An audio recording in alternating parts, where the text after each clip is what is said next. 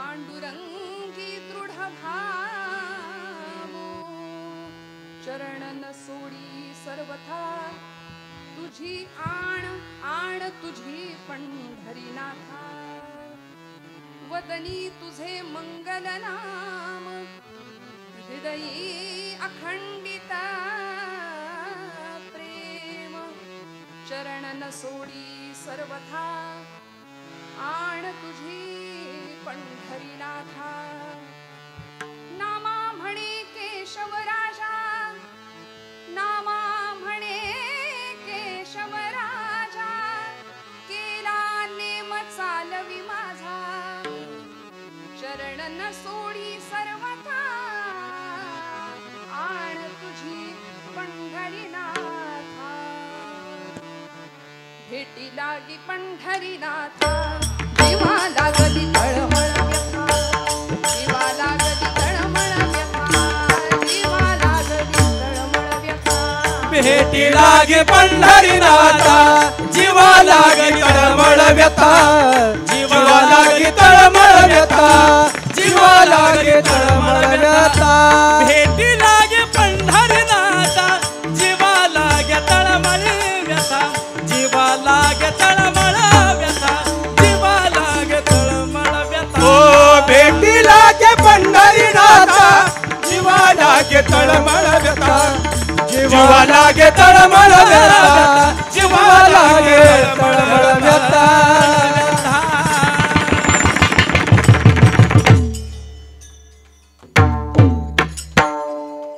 पांडुरंगा करू प्रथम नमन दुसरे चरण संतांचिया यांच्या कृपादाने कथेचा विस्तारू बाबाजी सद्गुरु दास तुका ओम नमो ज्ञानेश्वरा करुणा करा दयाळा तुमचा अनुग्रह लाधलो पावन झालो चराचरी मस्तक हे पायावरी या वारकरी संतांच्या ब्रह्मानंदं परमसुखदं केवलं ज्ञानमूर्तिं द्वन्द्वातीतं गगनसदृशं तत्त्वमस्यादिलक्ष्यम् एकं नित्यं विमलमचलं सर्वधी साक्षिभूतं भावातीतं त्रिगुणरहितं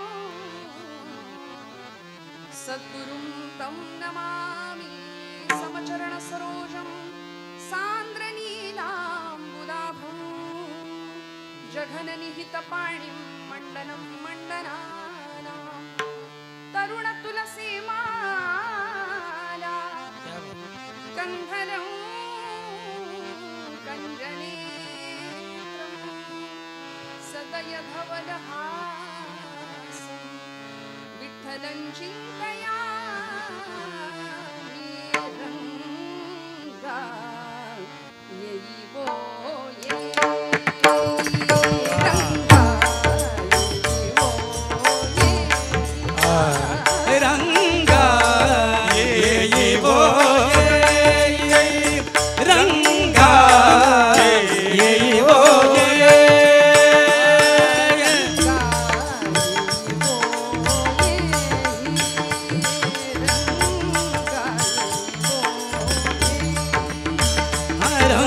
रंगा येयिवो रंगा येयिवो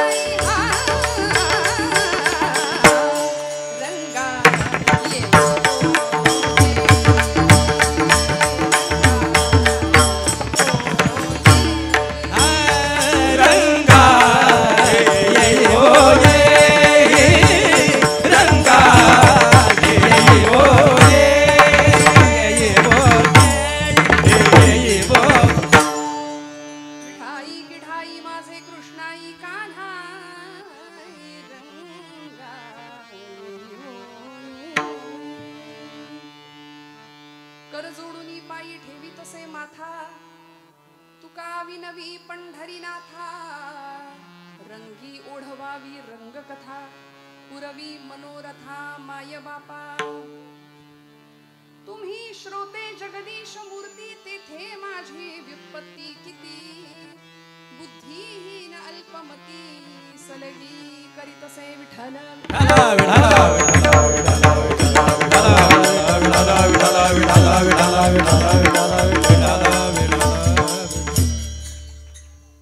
परमेश्वर स्वरूप उपस्थित सर्व श्रोतृवृंदांच्या हृदयस्थ परमात्म्याला अत्यंत श्रद्धापूर्वक भावानी नमस्कार करते.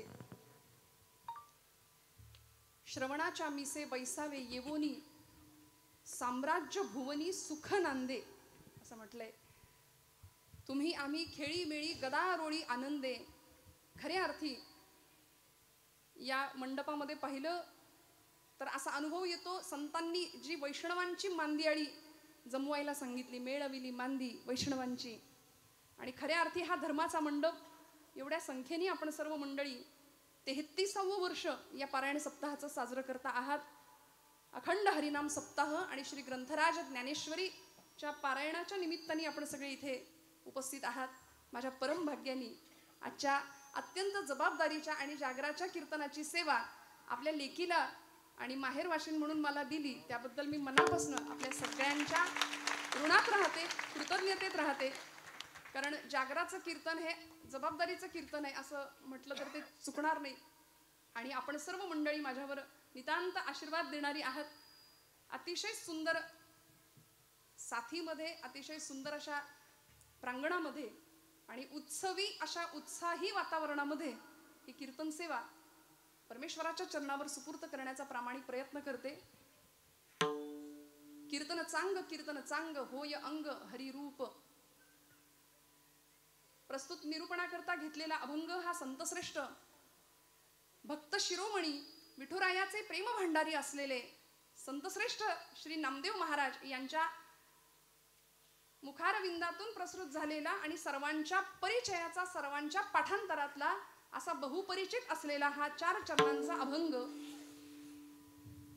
भक्तीच्या प्रांतामध्ये, भक्तीच्या वाटेवर चालत असताना धर्मशास्त्रांनी पूर्वसुरींनी दिलेले काही नियम आम्हाला पाळावे लागतील. नामदेव महाराज वर्णन करतात कायिक नियम, वाचिक नियम आणि मानसिक नियम. हे नियम भगवंतांनी केलेले आहेत आणि आता ते नियम तू सिद्धीला ने अशी याचना, अशी प्रार्थना किंवा अशी मागणी या अभंगामध्ये नामदेव महाराज करतात. विठ्ठल विठ्ठला विठ्ठला विठ्ठला विठ्ठला विठ्ठला.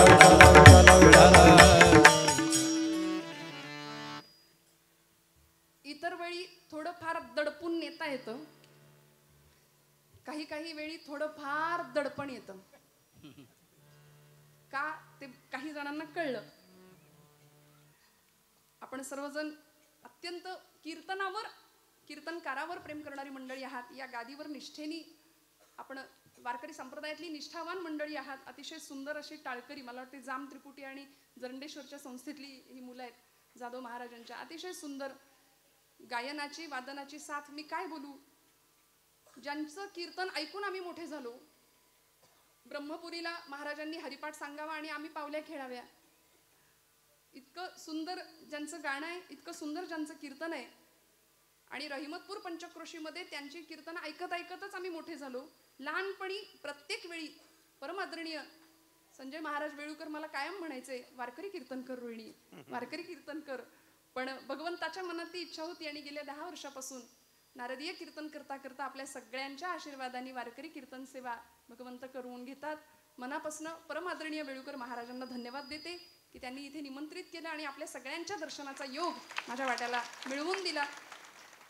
त्यांचं गाणं हे सगळ्यांना माहिती आहे. याशिवाय आमच्याच म्हणजे सातारचेच आपल्या चिंचणेरचे हरिभक्ती परायण उमेश महाराज कीर्तन, आमच्या निगडीचे महाराज आहेत. या मारुती महाराज, सगळ्यांच्या विक्रम महाराज मारुती महाराज नाही गेलं महाराज. या सगळ्यांच्या ऋणात राहते. अतिशय सुंदर अशी गायनाची साथ आणि ही खरंच साथच वाटावी. काही ठिकाणी 2 तास 7:30 आहे की काय असं वाटावं. पण तसं अजिबात नाही. इतका सुंदर कीर्तनाचा रंग, नादब्रह्माची इतकी सुंदर थाप. खरं तर महाराष्ट्रच नाही, भारतभरामध्ये थापा बरेच मारतात, परंतु ही थाप अनेकांना डोलायला लावणारी आहे. असं आहे, निर्जीव चामड्यातनं आवाज काढून दुसऱ्याच्या हृदयाला हेलावून टाकण्याची ताकद खूप कमी जणांजवळ असते. भगवंताचा कृपाशीर्वाद असतो. परमादरणीय याच प्रांताचे, आपल्या सातारा जिल्ह्याचंच भूषण असलेलं मृदंग सम्राट हरिभक्तीपरायण मदन दादा कदम, मनापासून दादांना नमस्कार करते. आमच्या योगेश महाराजांना मनापासून नमस्कार करते. आमच्या नारदीय कीर्तनाला तितक्याच ताकदीने, वारकरी कीर्तन असू दे किंवा एखादी क्लासिकल संगीताची मैफल असू दे, या सगळ्याच क्षेत्रामध्ये अतिशय सुंदर ज्यांची बोटं संवादिनीवरती लिहिलेया फिरतात अशा आमचे परम आदरणीय सातारचे चव्हाण सर, मनापासून त्यांनाही नमस्कार करते. आणि आमच्या सोबतच असलेले परम आदरणीय आमचे, की जसं सांगितलं की कीर्तनामध्ये आत्ता समर्थ सदनवरून ही मंडळी कीर्तन वाजवून आलेली आहेत आणि अतिशय गोड अशी नादब्रह्माची सेवा करणारे परम आदरणीय आमचे विश्वनाथ सर पुरोहित, मनापासून त्यांनाही नमस्कार करते. सोबदार, विणेकरी, सर्व टाळकरी, आपण सर्व श्रोतृवर्ग सगळ्यांच्या चरणारविंदी कृतज्ञतापूर्वक वंदन करते. आणि मी एक वाक्य मगाशी बोलले, इतर वेळी थोडं फार दडपून नेता येतं, काही वेळी थोडं फार दडपण येतं. त्यामुळे गुरुस्थान असं जर शेजारी असं मागे असं, पण ते बरं आहे मागे बसलेत, भिवू नकोस, मी तुझ्या पाठीशी आहे, असा मी अर्थ घेते. कारण महाराष्ट्रच नाही तर संबंध भारत, आणि संबंध भारतच नाही तर जगभरात, म्हणजे कीर्तनकारांना सुद्धा VIP ट्रीटमेंट कशी मिळते, रेड कार्पेट कसं असतं कीर्तन प्रांतातल्या कीर्तनकारांना सुद्धा, असं आमचं एक व्यक्तिमत्व. सगळ्यांच्या परिचयाचं आणि लोकप्रिय असलेले आमचे गुरुजी हरिभक्तीपरायण चारुदत्त बुवा आफळे, ते सातारचेच आहेत. हे जास्त अंडरलाईन, क्या बात आहे, क्या बात आहे. म्हणजे दोन त्याच्या खाली एक अंडरलाईन असं करूया, कारण आपण सगळे सातारची मंडळी आहेत. आणि बुवा जरी पुण्यात असले, मी जरी पुण्यात असले, तरी आपण सगळी सातारची आहोत. त्यामुळं हा जास्त अभिमानास्पद आणि गौरवाचा विषय. मी मनापासून बुवांच्या चरणी विनम्र प्रणिपात करते. आपण सर्व मंडळी, महिला वर्ग, आज आपला दिवस आहे. हा, तसं मी नेहमी म्हणते, घरात पण आपलाच आवाज असतो की नाही हो म्हणा, जागेत ना सगळे, असतो की नाही. तुम्हाला काही कळत नाही, किती मोठे असू दे, व्यवहारात ऐकून घ्यावं लागतं या वर्गाला. त्यामुळे घरातही आपला, इथेही आपली संख्या बहुसंख्या, यांचे उमेदवार तसेही सगळीकडे कमीच असतात, पण तरी सुद्धा आज बहुसंख्येने इथे आपण उपस्थित आहात. सर्व आबाल वृद्ध, तरुण वर्ग, तरुण भावंड, माझ्या भगिनी, सर्व पितृतुल्य मातृतुल्य श्रोतृवर्गांना, वक्ता वक्तानो हे श्रोते विण या न्यायानी, अतिशय बहुश्रुत आणि सुहृद अशा श्रोतृवर्गाला मनापासून नमस्कार करते. उत्तम अशी साऊंड व्यवस्था, ध्वनी व्यवस्था सांभाळणारे आमचे दादा, महाराष्ट्रातली नामवंत कीर्तनकार मंडळी आजपर्यंत इथे येऊन आपलं ज्ञानदान करून गेली आहेत. आणि आज उपांत्य दिवशीची या सप्ताहाच्या, म्हणजे उद्या अतिशय गोड असं काल्याचं कीर्तन महाराजांच्या मुखातून आपण ऐकणार आहात. आणि आजची कीर्तन सेवा जागराची माझ्या परम भाग्याने माझ्या वाट्याला आली आहे. ती सेवा आपल्या सगळ्यांच्या आशीर्वादाने भगवंतांच्या चरणी सुपूर्त करूया. कीर्तनाला प्रारंभ. विठ्ठल विठ्ठल विठ्ठल विठ्ठल विठ्ठल.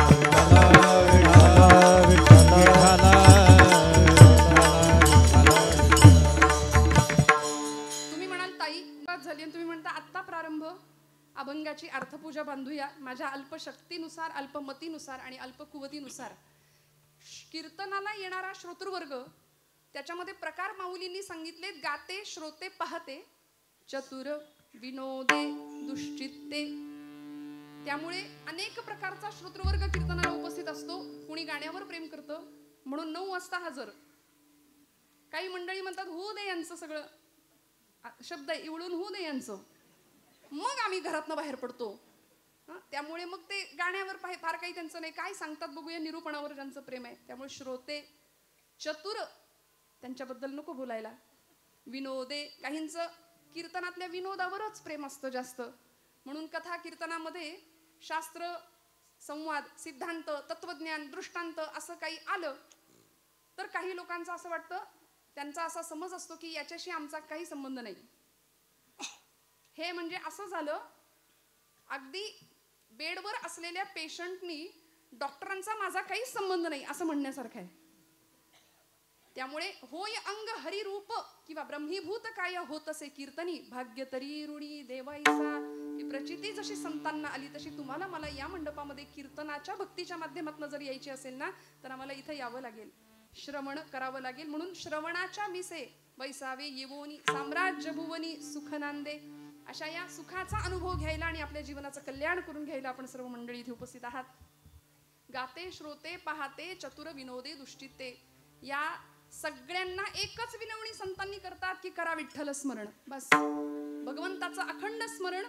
आणि कितीही काही असलं तरी सगळ्यात म्हणजे महत्वाचं कीर्तनाचा पाया, भक्तीचा बेसमेंट असेल तर ते भक्तीचंच असावं. म्हणून आजच्या मागणीपर कीर्तनाला संतश्रेष्ठ नामदेव महाराजांचा हा अभंग घेण्याचा प्रयत्न. यथाशक्ती यथामती त्या अभंगाची अर्थपूजा आपण बांधायची. विठुरायाचे प्रेम भांडारी किंवा भक्त शिरोमणी या शब्दामध्ये ज्यांचा गौरव साक्षात माऊलींनी केलाय. आजचा दिवस हा महान असा पर्वकाळ आहे. कार्तिकी एकादशी, कार्तिक शुद्ध एकादशीचा दिवस, प्रबोधिनी एकादशी, देव उठणी एकादशी असं काही ठिकाणी आपण म्हणतो. देवशयनी एकादशी, आषाढी एकादशी आणि आजची देवाला उठवण्याची एकादशी. म्हणून काकडा जिथे तिथे काकड्याचा आनंद आपण सगळी मंडळी घेताय. आणि भगवंताला उठवायचं म्हणजे काय, खरं तर आमच्याच आतमध्ये असलेलं परमतत्व त्याला जाग करायचं. आणि मी कोण, कोहम कथमिदं जातम को वै करतास्य विद्यते. आचार्य जगद्गुरु शंकराचार्य म्हणाले मी कोण, स्वतःची ओळख करून घेणं, स्वतःला जाग करणं आणि खऱ्या अर्थी शरीराची नाही तर मनाची झालेली निद्रिस्त अवस्था संपवणं. आणि मग संतांनी सांगितल्याप्रमाणे उठा जागे व्हारे आता,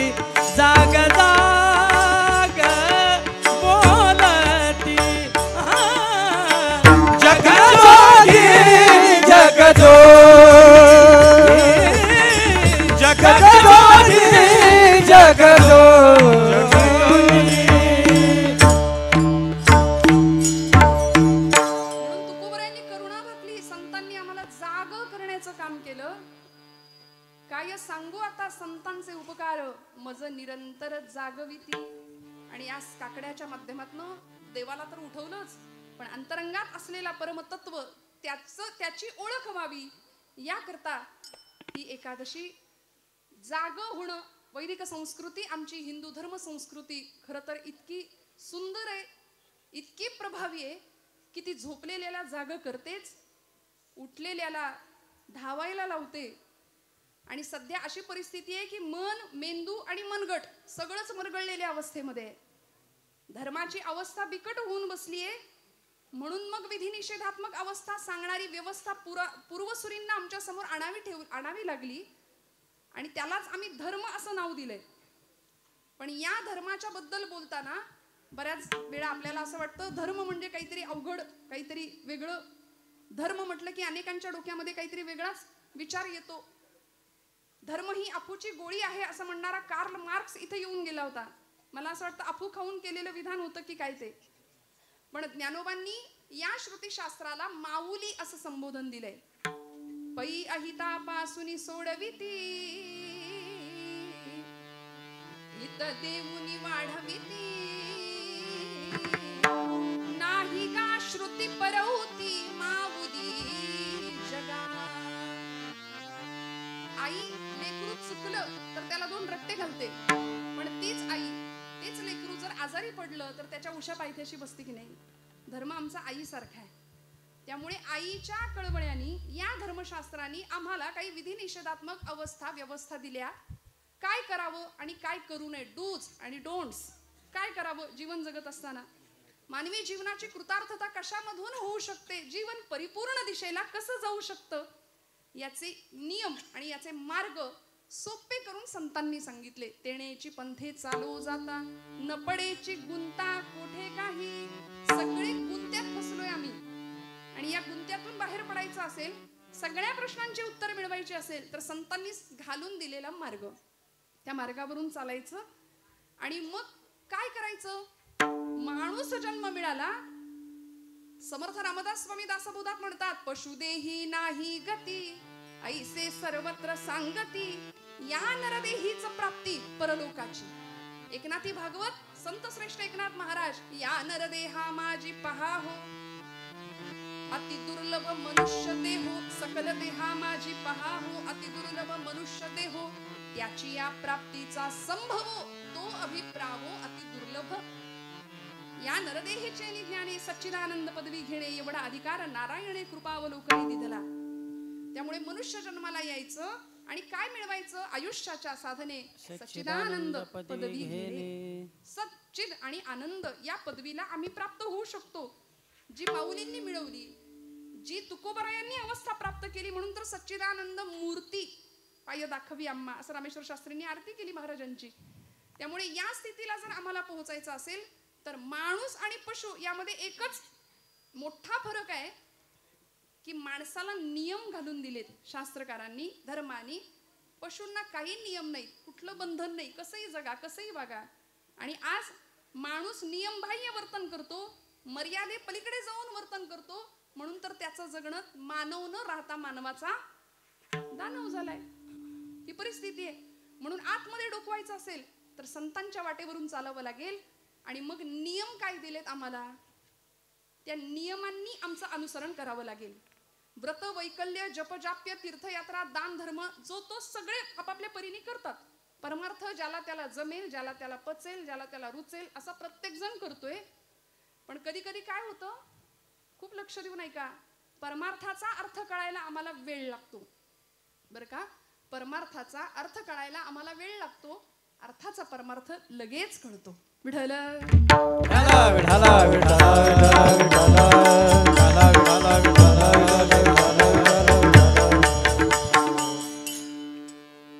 की नाही, अर्थाचा परमार्थ बरोबर कळतो म्हटलं. अर्थ आता लक्षात आलं ना.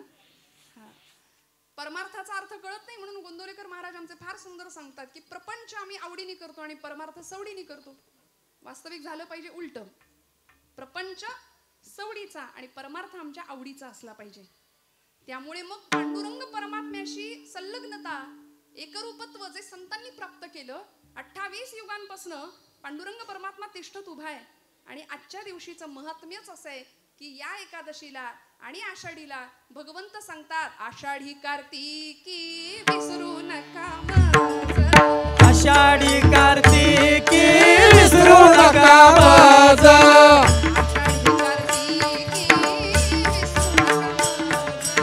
आषाढी कार्तिकी विसरू नका माझं.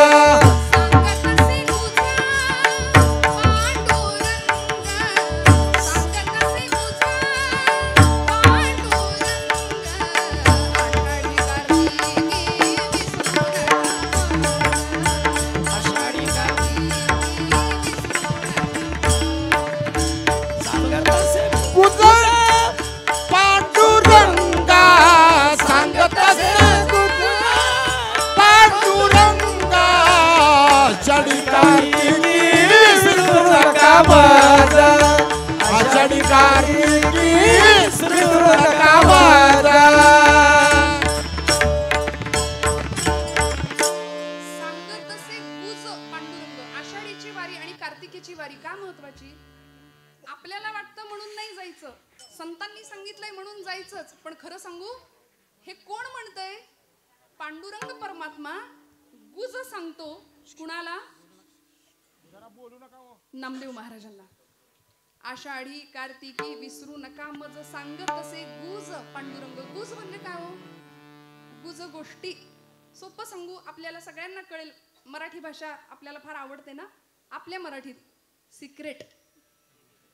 देवाचं सिक्रेट काय माहितीये का? देव कुणाला सांगतो? आता संतांनी आपल्या गुज गोष्टी कुणाजवळ केल्या? देवाजवळ केल्या. देवानी आपल्या गुज गोष्टी खास असलेल्या, सखा मानलेल्या आपल्या संतांजवळ केल्या. आम्ही प्रापंचिक माणसं आपल्या गुज गोष्टी आपल्या आपल्यातच करतो. काय कसं काय चाललंय, बरं आहे का? आपल्या गप्पा सुद्धा यंदा पावसाळा कसा, हिवाळा कसा, उन्हाळा कसा, याच्यातच आम्ही रमलो. म्हणून तर ती नाती गोती ती गोत्यात आणतात. ती नाती आम्ही गमतीने म्हणतो, नात्यातली माणसं नात्यातली असतात. मग बोलायचं कोणाशी हो? गंमत सांगू, लोकांतात असताना देवाचं बोलायचं, बरं का? लोकांतात असताना देवाचं बोलायचं आणि एकांतात असताना देवाशी बोलायचं.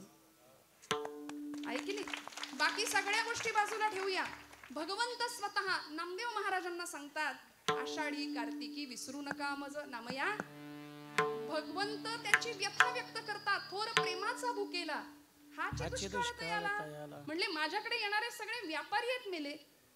काहीतरी पाहिजे, हा देवा आमचं हे कर ते कर, आम्हाला हे दे ते दे, मग तुझं फलान करीन, अमुक करीन, तमुक करीन. सगळे व्यापारी. पण प्रेम भावनेनी माझ्याकडे येणारी माणसं खूप कमी आहे.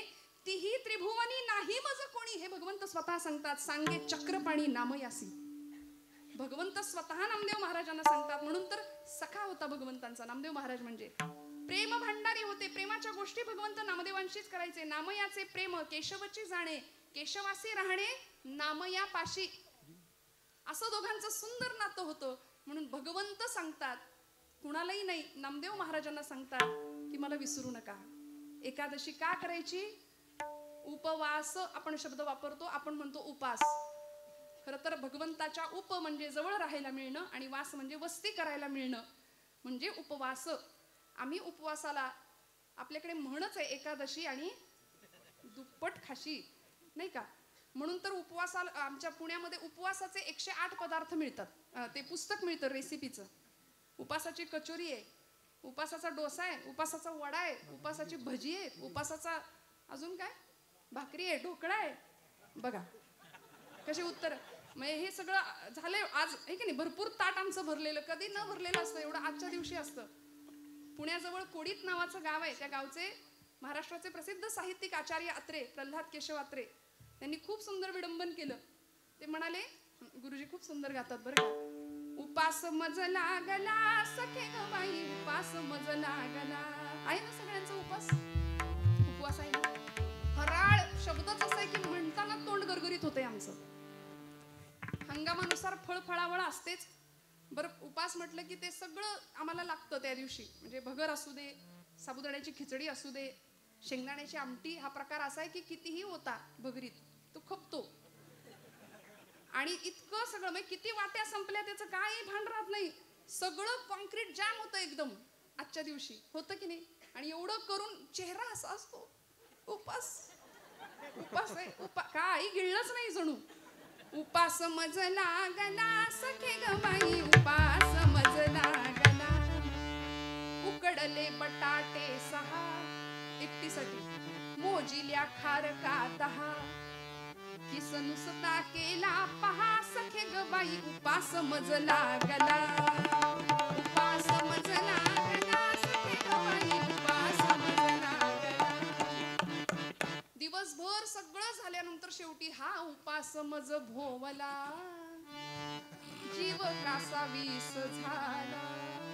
नाहीच जमलं शेवटी. आणि मग दही भात मधुर चोपला सखे ग बाई, उपास मज लागला. त्यामुळे असा उपास काहीच कामाचा नाही. भगवंत हट्ट नाही करत हे सगळं माझ्यासाठी करा म्हणून. अहो, ज्या संसारामध्ये आम्ही स्वतः बांधले गेलोय तिथे भगवंत आम्हाला आठवत नाही. देवानी नाही आम्हाला बांधलं, सद्गुरूंनी नाही आम्हाला बांधलं, आम्ही स्वतःला बांधून घेतलं. सद्गुरू आणि भगवंत आम्हाला सोडवायला आलेत खरं तर.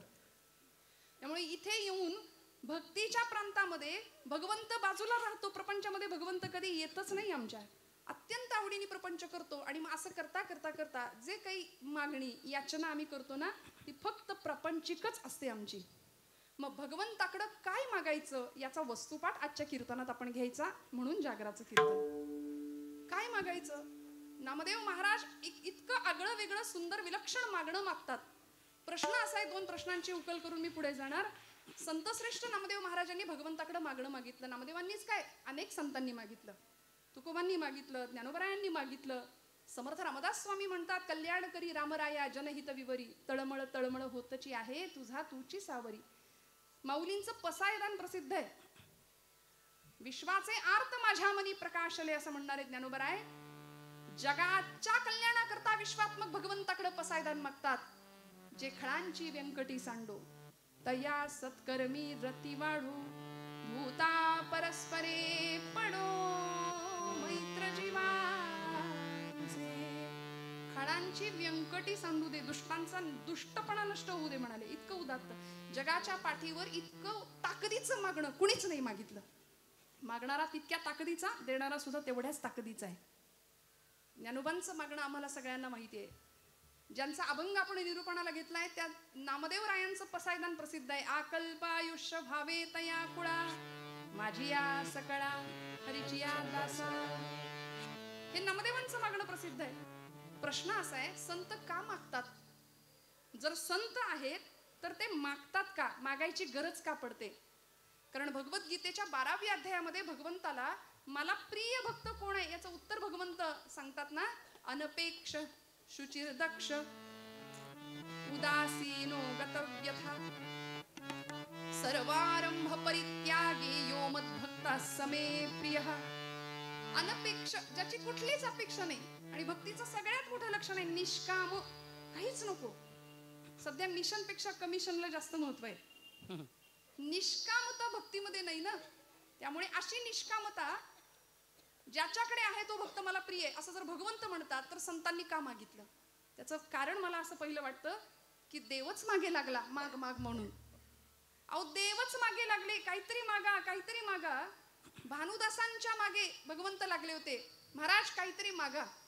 पण भक्तीतलं सामर्थ्य भानुदास महाराजांचं असं होतं, ज्याला आपण ॲटिट्यूड म्हणूया नाही का, असं सुंदर कॉन्फिडन्स होता. म्हणाले देवा मला काहीच नको, तुलाच काही हवं असलं तर तू माझ्याकडे घे मागून, तुला काही हवं असेल तर मागून घे. आणि भगवंत तिथे याचकाच्या भूमिकेमध्ये राहतात आणि आपल्या भक्ताला म्हणतात की मला तुमच्या कुळात अवतार घ्यायला, जन्म घ्यायला परवानगी द्या. मग भानुदासाचे कुळी महाविष्णूचा अवतार एकनाथ बाबा जन्म घेतात त्या कुळामध्ये. तुकोबरायांना मागतात, भगवंत म्हणतात तुकोबा तुम्ही तरी मागा, तुमच्या अख्ख्या पिढ्यांमध्ये कुणीच काही माझ्याकडे मागितलं नाही. महाराज म्हणतात माझ्या वडिलांची मिराशी गा देवा, तुझी चरण सेवा पांडुरंगा. माझे शब्द नाही, तुकोबरायांच्या गाथेतले शब्द आहे. महाराज म्हणतात तू कोण मला काय देणारा, तुझे चरण गहन पांडुरंगा. आमच्या घरात तुझे चरण गहन आहेत, 8 पिढ्यांपासून तू आमच्या इथे येऊन बसला, तू काय देणार मला? हा भक्तीतला अधिकार. म्हणून देव मागे लागला, मागा मागा, तेव्हा संतांना मागावं लागलं. आणि दुसरं कारण असं आहे की समजा सामान्य जनांना अशी वेळ आली देवाकडे मागायची, तर प्रपंचिक गोष्टी न मागता काय नेमकं मागायचं हे कळावं, याचा वस्तुपाठ ठेवावा, याकरता संतांनी मागितलं. विठ्ठल विठ्ठल विठ्ठल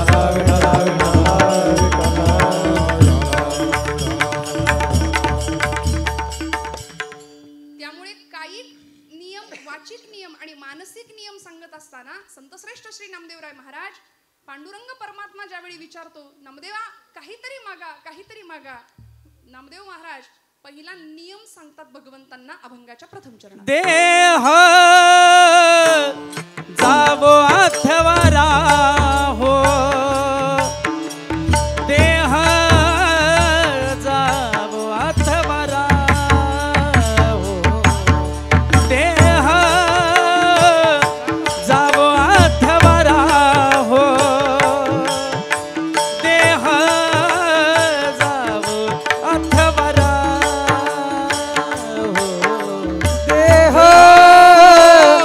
जावो अथवारा हो, देह जावो अथवारा हो, देह जावो अथवारा हो, देह जावो अथवारा हो.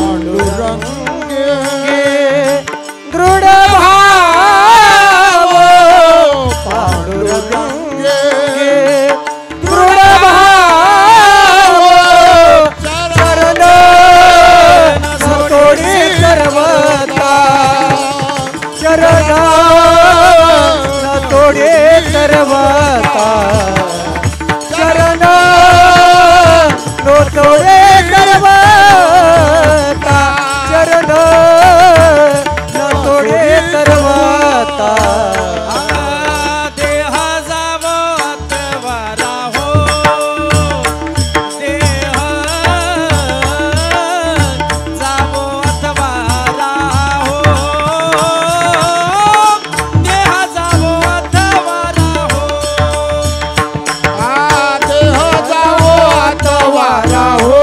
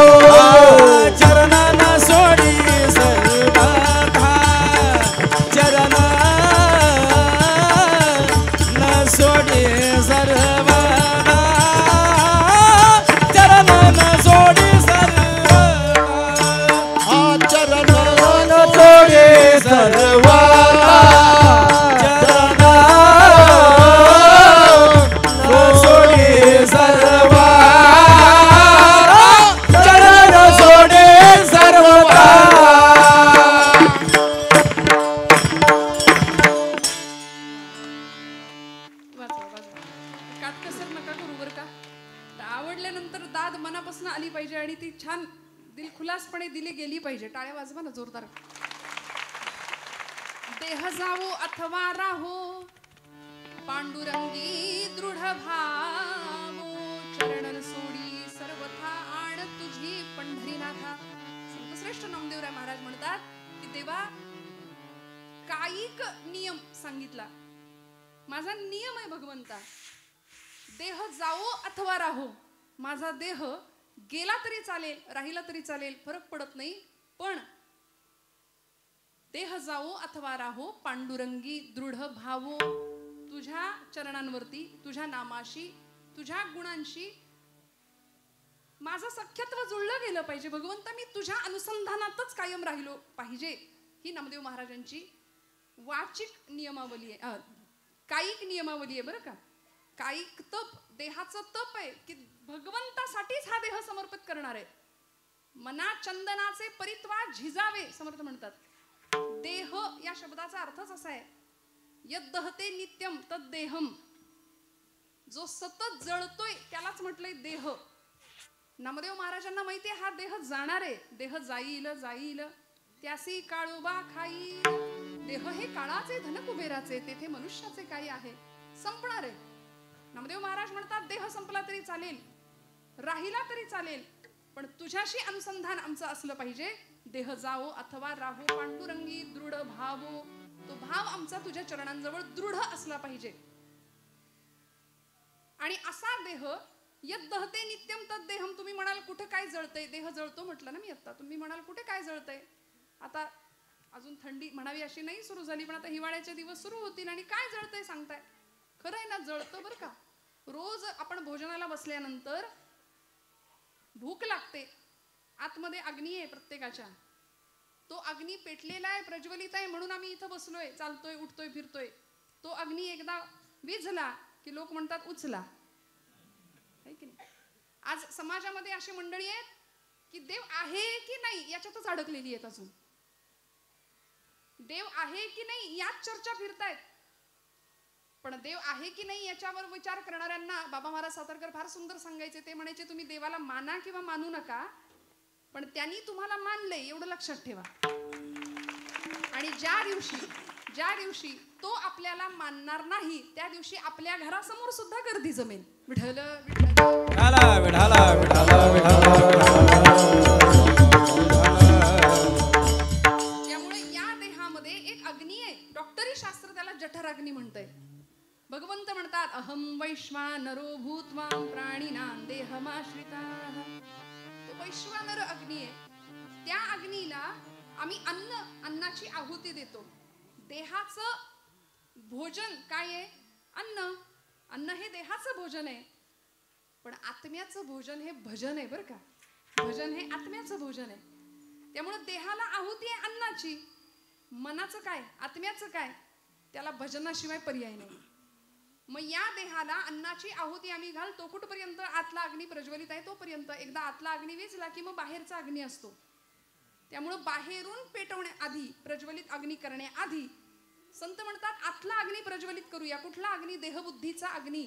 मी म्हणजेच देह आहे, ही जी धारणा आम्ही केली आहे ना आमच्या बुद्धीनी, तो मी म्हणजे देह नाहीये. या देहामध्ये असणारा मी कुणीतरी वेगळा आहे याची जाणीव करून घेणं आणि भगवंताशी तादात्म्य पावणं. तुकोबराय म्हणतात देह नवे मी हे सरे, उरला उरे विठ्ठल. स्वामी स्वरूपानंद नावाचे संत आहेत पावसला कोकणामध्ये. ते म्हणतात मी माझे मावळो सर्व, तू तुझे उगवो आता. माझं पण अहंता ममता संपून जावी, देहाची आसक्ती संपून जावी आणि आतला प्रत्यय व्हावा. मग आनंद काय मिळणार आहे हो? ते तीच झिजतंय, त्यालाच तर शरीर म्हटले. 25व्या वर्षी जी देहाची अवस्था आहे ती 75व्या वर्षी नाही. नामदेव महाराज म्हणतात मी देहाची नश्वरता मानतो, मला माहिती आहे देवा देह गेला तरी चालेल, पण तुझं अनुसंधान सुटता कामा नये. पांडुरंगी दृढ भावो. काय अवस्था होती? आजचा जन्मदिवस आहे नामदेव महाराजांचा. भगवंतावर नितांत प्रेम करावं, भगवंताशी बोलावं, खेळावं, नवे वेळ आली तर भांडावं सुद्धा भगवंतासोबत. जन्म झाला पंढरपुरामध्ये. गुणाई मातेला दृष्टांत झाला पांडुरंग परमात्म्याचा की माझ्या पंढरपुरामध्ये येऊन राहा.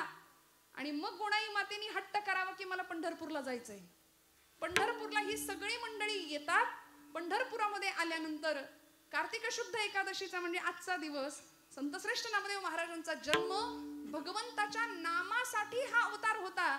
नामाचाच प्रचार प्रसार पुढच्या काळामध्ये केला म्हणून नाव सुद्धा ठेवलं नामदेव.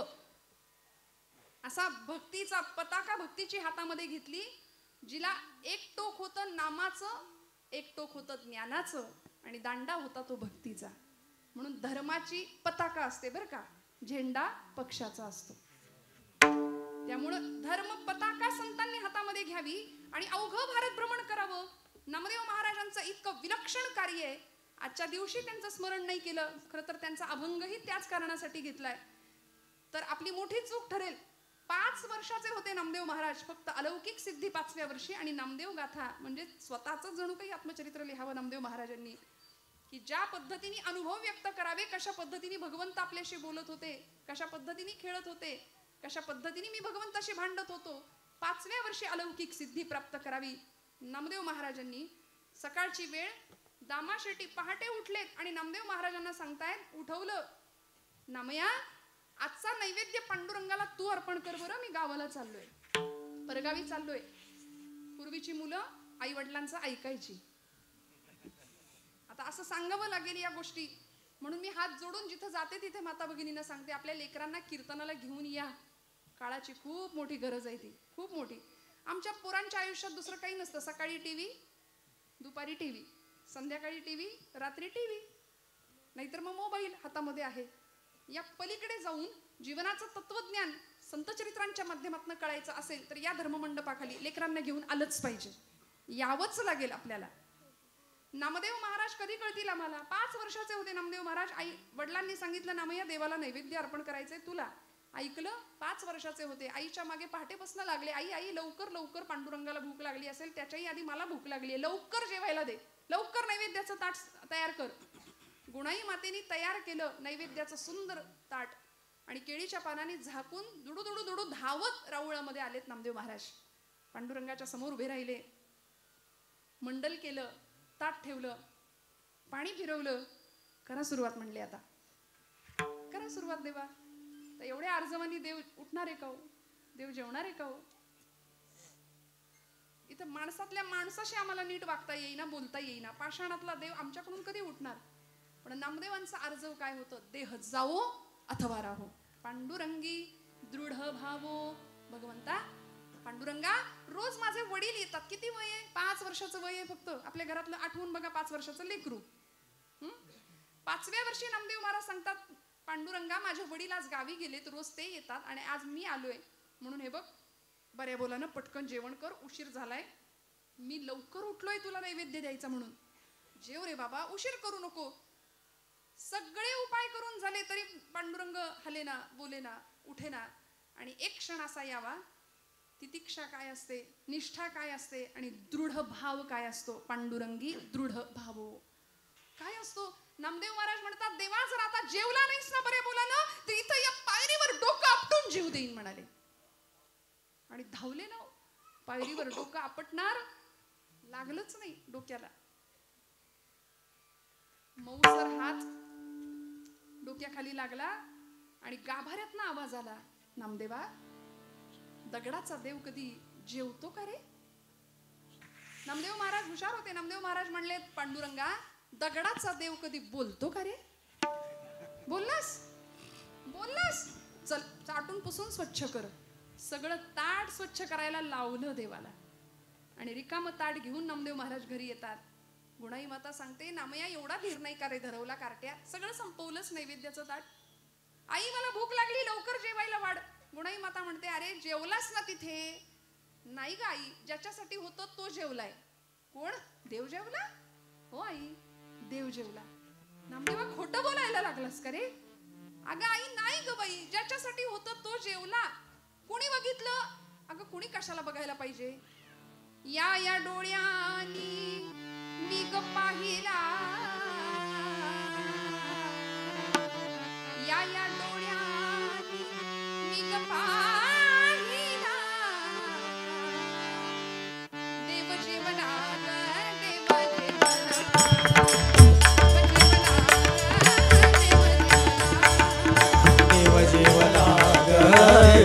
जेवला, देव जेवला ग, देव जेवला.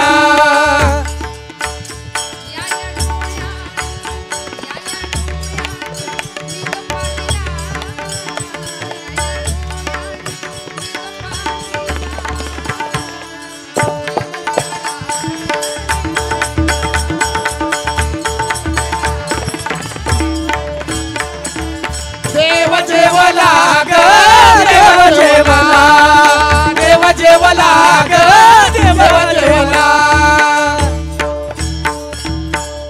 आई, देव जेवला. आणि 5व्या वर्षी भगवंतांनी यांच्याकडून जेवण करावं. आपल्याकडून जेवतात का? कधी कोणी जेवलंय बघा, आठवून बघा. आपण देवासाठी कधी रडलोय देव जेवत नाही म्हणून? नामदेव महाराज रडले. दृढ निष्ठा होती, दृढ भाव होता. आपण मूल रडलं, जेवलं नाही तर रडू. एखाद्या दिवशी आपलं पोटचं पोर जेवलं नाही ना, महिला वर्ग, आपल्याला वाईट वाटतं की नाही? खरं सांगा. पण देवच जेवला नाही म्हणून आपण रडतोय का? नाही ना, नाही रडत आपण.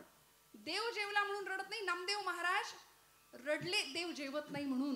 संत रडले भगवंतासाठी आणि अत्यंत आर्त स्वराने प्रार्थना करावी भगवंतांची. तेव्हा भगवंताला यावं लागायचं. पाषाणातलं चैतन्य जाग करण्याचं सामर्थ्य संतांकडे होतं. देह जावो अथवा राहो, पांडुरंगी दृढ भावो. श्रोते हो, पायरीवरच्या एका फुलानी भगवंतांच्या गळ्यातल्या हारातल्या एका फुलाला प्रश्न विचारला, का रे बाबा, अरे आपण एकाच माळ्याच्या मळ्यात उगवलो, एकाच झाडाला होतो, एकाच टोपलीतनं इथं आलो, पण तुझं भाग्य, तू देवाच्या गळ्यात आणि मी देवाच्या पायरीवर. सगळे तुडवून जातात मला. देवाच्या गळ्यातल्या त्या हारातल्या फुलाने उत्तर दिलं, बाबा रे, तुझं खरं आहे, मी देवाच्या गळ्यात आहे आणि तू पायरीवर पडलास, पण देवाच्या गळ्यात इथं विराजमान होण्याकरता माझं काळीज आरपार करायला लागलं रे. मला सगळी सुई माझ्या काळजातनं घालून घ्यावी लागली. महाराजांचा अभंग आहे, साहून या टाकी घाये, पाषाण देवची झाला पाहे. देह जावो अथवा राहो ही अवस्था असेल तर भगवंत आपलंसं करून घेतल्याशिवाय राहत नाही. आणि मग एकदा त्या चरणांची आसक्ती किंवा त्या चरणांचा आनंद मिळाला तर परिणाम काय होतो? नामदेव महाराज अभंगाच्या दुसऱ्या चरणात, चरण नसो सर्वता, चरण नसो सर्वता, चरण सोडी सर्वता, चरण सोडी सर्वता, चरण सोडी सर्वता.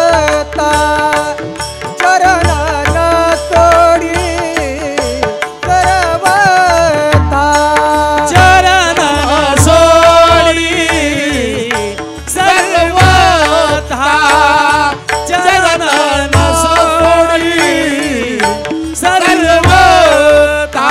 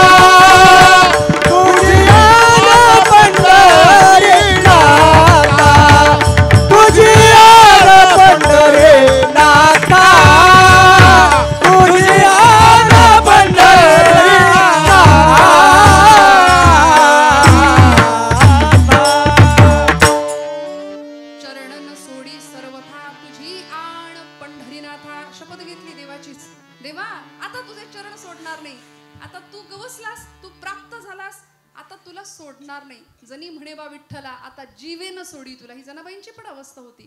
काय आहे असं त्या चरणा सुखामध्ये? काय सांगू तुझ्या चरणीच्या सुखा, अनुभव ठाऊ का नाही तुझं देवा. तुलाच माहिती नाही तुझ्या इथे काय आनंद आहे. का उभा राहिलाय तो विटेवरती, चर्चा करावी. सखी पुसे सखी येसी, सखी पुसे सखी येसी, उभा राहिला विटेवरी. अद्यापी कर विटेवरी कर, वाळवंटी संत सभा सभा. देव का हो विटेवरी, देव का हो विटेवरी. का उभा राहिला देव? पुसू नका बाई म्हणाले, कुणाला विचारू नका. वेदासी काही शेष शिणला जाहल्या द्विसहस्त्र जिभा जिभा. देव का हो विटेवरी,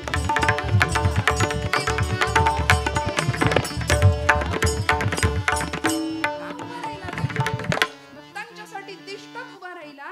आणि प्रेमाचा भुकेला असलेला भगवंत, त्या भगवंताची ओढ खऱ्या संतांना लागली. त्या चरण सुखासाठी सगळी मंडळी आषाढी कार्तिकीची वाऱ्या करू लागली. भगवंताला बघण्याकरता काय आहे असं त्या भगवंताच्या दर्शनामध्ये काय मिळालं? नाथबाबांनी फार सुंदर सांगितलं. कृष्ण मूर्ती होय गे, कळो आली सोय गे. प्राणाचाही प्राणो पाहता, सुख सांगो काय गे. तुळशी माळ गळावे, कस्तुरीचा पिळावे.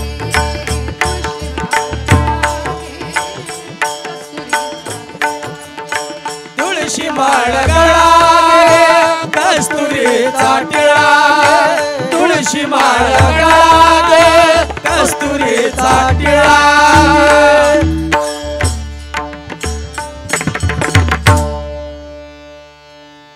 हार गळागे, कस्तुरीचा टिळागे. भक्त कृपेची माय गे, ओळखिली विठाई गे. एका जनार्दनी विटे, जोडी आले पाय गे.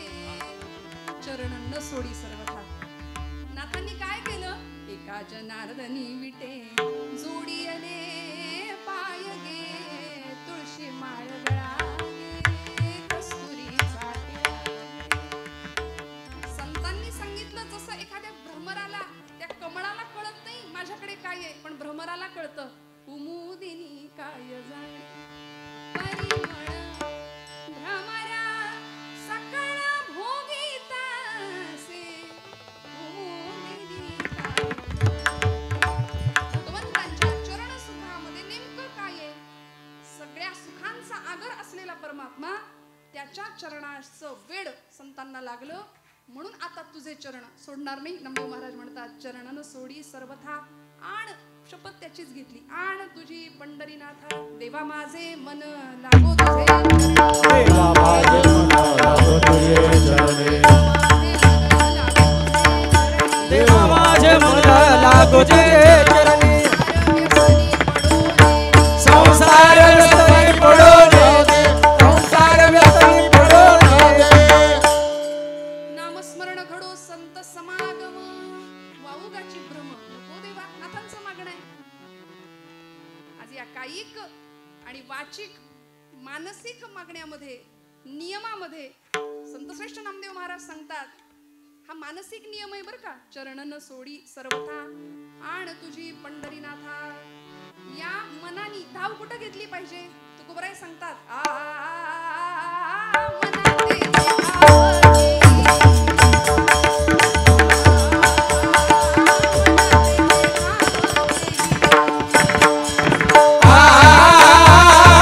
मनाते धाव घे.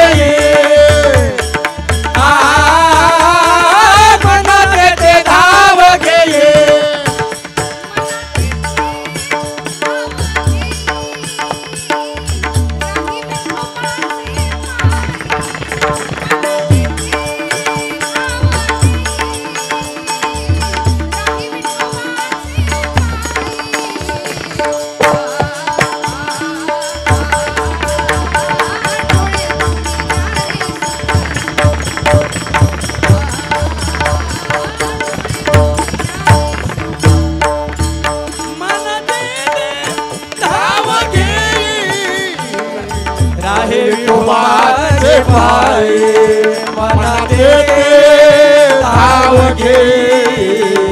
राहे विठोबाचे पाय डोळे तुम्ही घ्या रे सुख. डोळे तुम्ही घ्या रे सुख. मना देते धाव घेई, मना देते धाव घेई, मना देते धाव घेई, मना देते धाव घेई, मना देते धाव घेई, मना देते धाव घेई, मना देते धाव घेई, मना देते धाव घेई. मनात ते धाव घेई धाव विठोबाचे बाई. मनात ते धाव घेई, मनात ते धाव घेई राहे विठोबाचे बाई, राहे विठोबाचे बाई. डोळे तुम्ही घ्या रे सुख, डोळे तुम्ही घ्या रे सुख. मना देते धाव घेई राहे विठोबाचे पायी, मना देते धाव घेई राहे विठोबाचे पायी.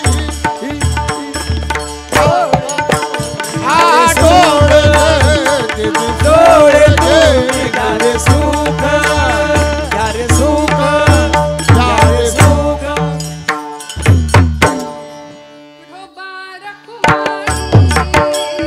विठोबा रखुमाई, विठोबा रखुमाई, जय जय विठोबा रखुमाई, विठोबा रखुमाई,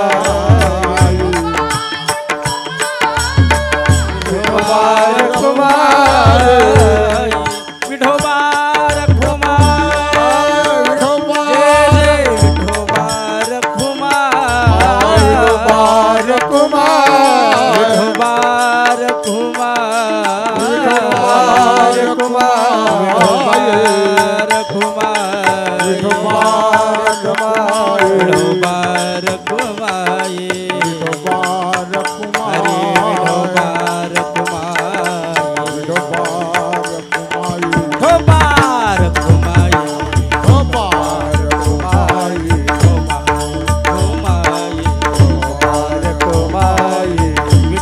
रखुमाई, विठोबा रखुमाई,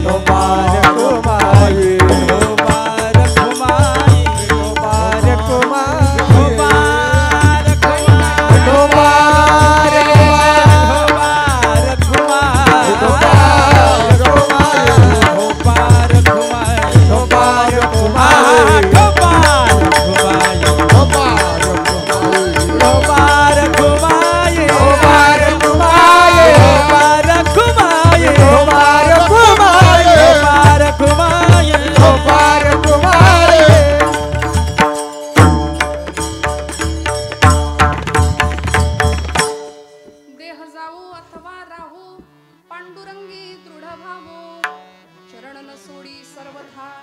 तुझी आण पंढरीनाथा. भगवंता, कायिक नियम, मानसिक नियम आणि आता वाचिक नियम नामदेव महाराज भगवंताला सांगतायत बरं का. मी हे नियम केलेत. खरं तर नियम करणारी माणसं खूप दुर्मिळ आहेत. माऊलींनी सुद्धा सांगितलंय, नित्य नियम नामी ते प्राणी दुर्लभ, लक्ष्मी वल्लभ तया जवळी. हरिमुखे म्हणा, हरिमुखे म्हणा, पुण्याची गणना कोण करी. नियम करणारी माणसं खूप दुर्मिळ आहेत आणि त्या पद्धतीने व्रतस्थ राहून परमात्मा प्राप्ती करता प्रयत्न करणारी मंडळी, त्यामुळे भक्तीचा दिखावा करणारी मंडळी भरपूर असतील, प्रदर्शन करणारी मंडळी बरीच असतील, पण परमात्म्याकरता खरंच तळमळणारी नामदेव महाराजांसारखी विरळे संत होते. नामदेव महाराज म्हणतात की आता माझ्या मुखामध्ये अखंड भगवंता तुझं नाम राहिलं पाहिजे. तुझं नाम मंगल आहे आणि मंगल असलेल्या भगवंता तुझं नाम सुद्धा मंगल आहे. तू मंगलकारक आहेस आणि असं तुझं नाम माझ्या मुखामध्ये का येत नाही हा प्रश्न नामदेव महाराजांना वारंवार पडत होता. नामाचे प्रचारक होते नामदेव महाराज. ज्यावेळी 5व्या वर्षी अलौकिक सिद्धी प्राप्त झालीच, कीर्तन इतकं सुंदर करायचे पंढरपूरच्या वाळवंटामध्ये, नवे संपूर्ण भारतभर भगवंताच्या नामाचा प्रसार आणि प्रचार नामदेव महाराजांनी केलाय. भक्तीची पताका फडकवत ठेवली. सुंदर प्रचार प्रसार करावा नामदेव महाराजांनी त्या नामाचा. वदनी तुझे मंगल नाम, हृदयी अखंडित प्रेम, चरणन सोडी सर्वथा, आण तुझी पंढरीनाथा. तुझं नाम मंगल आहे पण माझं मन ते नाम घ्यायला तयार नाही. अमृताहुनी गोड नाम तुझे देवा, मन माझे केशवा काबा न घे. नामा परते तत्व नाही रे अन्यथा, वाया आणि कपंथा जाशी झणी. आम्ही सगळं करतो पण भगवंताला जे आवडतं ना ते नेमकं करत नाही. देवाला काय आवडतं? देवाला त्याचं नाम आवडतं, देवाला त्याच्या कीर्तीचं गायन आवडतं. म्हणून कीर्तनामध्ये भगवंत नाचतो. नामदेवांच्या कीर्तनामध्ये नाचत होता देव. इतका नाचत होता की पितांबर सुटलं तरी सुद्धा त्याचं भान नाही त्याला राहायचं. एकची टाळी झाली चंद्रभागे वाळवंटी, माझा ज्ञान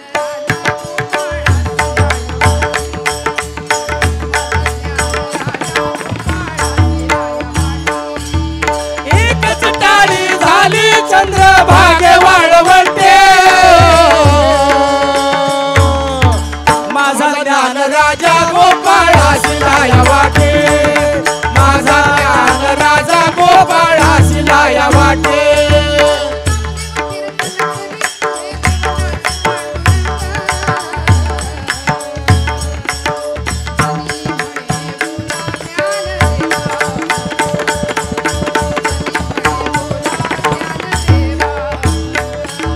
नामदेव कीर्तन करी पुढे देवताचे पांडुरंग, जनी म्हणे बोला ज्ञान देवा बंद, जनी म्हणे देवा देवा बंद. भगवंताला त्याचं नाम आम्ही गायलं तर ते त्याला आवडतं. म्हणून तर कीर्तनाच्या सुखे सुखी होय देव, पंढरीचा राव उभा असे. त्याला त्याचं कीर्तन आवडतं. मला सांगा, आपले नसलेले गुण लोकांनी गावेत असं आपल्याला वाटतं की नाही? जागे आहेत का आपण जागे आहेत ना? मी असं म्हटलं, आपले नसलेले गुण लोकांनी गावेत असं आपल्याला वाटतं की नाही? हा, मग त्याचे म्हणजे बघा, लोकांनी आपल्याला चांगलंच म्हटलं पाहिजे हा अनेकांचा समज असतो, धारणा असते. आमच्या महिला वर्गावर तर बऱ्याचदा एक असं आमच्याबद्दल असं बोललं जातं की 4 कोडोलीच्या बायका एकत्र आल्या समजा की त्यांच्याकडे सगळं कोडोलीचं वर्तमानपत्र मिळेल. तुम्ही म्हणाल ताई महिला कीर्तनकार असून तुम्ही आमची निंदा करता. निंदा नाही करत. सांगू का, आपल्यावरचा हा जो ठपका आहे ना, आपली निंदा करतात ना, जरा बाजूला करूया काही चर्चा. भगवंताच्या नामासंदर्भात काही बोलता येतंय का? बोलू ऐसे बोल. नामदेव महाराज म्हणले, जेणे बोले विठ्ठल डोले. आमचं बोलणं असं असू दे की दुसऱ्याच्या हृदयातला विठ्ठल परमात्मा डोलला पाहिजे. कधीतरी आपण असं बोलूया. म्हणजे आमच्या चर्चा असं असतात, तिचं काय झालं, ती कुणाबरोबर गेली आणि ती तशीच तुला म्हणून सांगते, कुणाला सांगू नको, हे सगळ्यांना सांगतो आम्ही. पण कधीतरी आपण अशी चर्चा करूया. आज ज्ञानेश्वरीच्या किती ओव्या वाचल्या, आज हरिपाठ म्हटलास का ग? आज दासबोध घेतलास का हातात? आज मनोबोधाचे काही श्लोक म्हटले का? आज गीतेचा अध्याय करायला घेतला का? म्हणजे येथ वडील जे जे करीती तया नाम धर्म ठेवीती ना. माऊली म्हणतात त्याची येर अनुष्ठिती सामान्य सकल. का आम्ही या ग्रंथांची कास धरायची? का भगवंताचं नाम घ्यायचं? संतांना काय गरज होती हे सांगण्याचं? वास्तविक ते कधीच मुक्त झाले होते. माऊली हरिपाठात म्हणतात मागिली या जन्मा मुक्त झालो, तरी सुद्धा आम्ही आलो, आम्ही वैकुंठेचे वासी आलो. याची कारण अशी का हो? कारण बघवलं नाही आम्ही या भवसागरामध्ये गटागळ्या खातोय हे संतांना पाहवलं नाही म्हणून आले, परत आले. आणि तुमचं माझं कल्याण व्हावं याकरता 9000 ओव्यांची ज्ञानेश्वरी दिली माऊलींनी आमच्यासाठी. जगाने दिलेले सगळे आघात सहन केले, पण अशी अक्षरं तुमच्या माझ्यासाठी दिली. ती अक्षरे नवती देखा ब्रह्मसाम्राज्य दीपिका अर्जुना लागी चितकळिका प्रगटली असे तुकोबराय म्हणतात. एकेका अक्षरात आहे माझा रमाकांत. इतकं सामर्थ्य आहे प्रत्येक अक्षराचं. प्रत्येक अक्षरात भगवंत आहे. आणि ते सगळं आम्ही बाजूला ठेवतो. आपण डॉक्टरकडे जातो बरं का. काही दुखणं खुपणं आलं की आम्हाला तो डॉक्टर नावाचा देव त्यावेळी आठवतो. डॉक्टरांकडे आम्ही जातो. मग डॉक्टर काय करतात? आम्हाला गोळ्या औषधं लिहून देतात, प्रिस्क्रिप्शन देतात. ते आम्ही मेडिकलमध्ये जातो. बऱ्याच जणांचं ते नेमकं काय लिहिलंय वाचण्याकडेही लक्ष नसतं, पण आम्ही इतका विश्वास ठेवतो त्या चिठ्ठीवर. लगेच जातो, गोळ्या औषधं घेऊन येतो आणि देवासमोर त्या गोळ्या ती औषधं ठेवतो आणि हळदी कुंकू आपलं वाहतो. बरोबर ना? आपण जागे आहे ना? असंच करतो ना आपण? नाही, आपण काय करतो? औषधं घेतो. जो काही कोर्स असेल 4 दिवसाचा 5 दिवसाचा तो आनंदाने का विश्वास आहे. डॉक्टरवर विश्वास आहे आमचा. मग अहो तुमच्या माझ्या कल्याणाकरताच ज्यांनी जन्म घेतलाय त्या संतांनी टाहो फोडून सांगितलं, नाम परते तत्व नाही रे अन्यथा.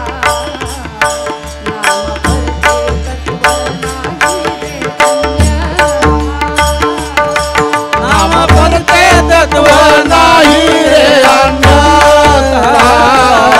नाम परते तत्व नाही रे अन्यथा. नाम परते तत्व नाही रे अन्यथा.